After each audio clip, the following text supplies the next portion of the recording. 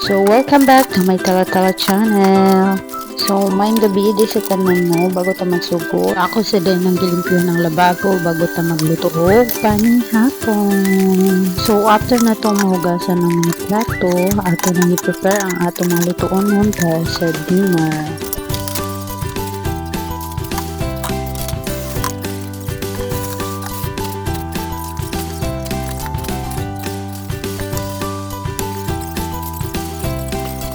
So, syempre, bago ta mag-prepare sa itong mga lutuunan nato, sangtak ang atong kanon.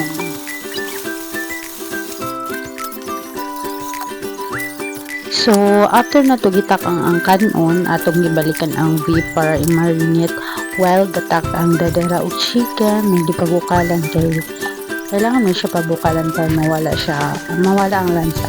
Suka ng suka ang akong ginudno sa akong kamot. Ginudnudan ako na siya kay akalang ba naggiwa mo kong sili dera na pwedeng halanga sa kamot. So, basig matingala mo nga nagi pabukalan na ako ang chicken bago lutuin kay nga mangudang nila ang cool para mawala ang lansa ba.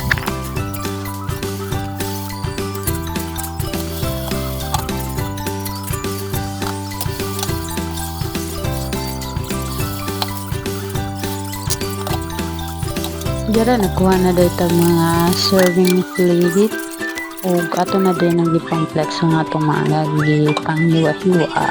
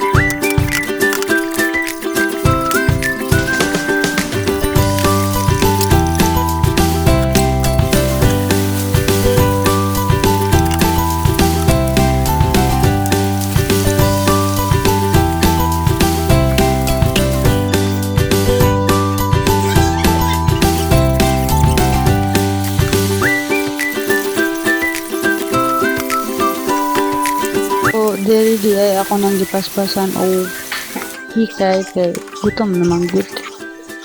Bali tulo lang di ka po tayo akong giluto dara no? O ang isa sa baw.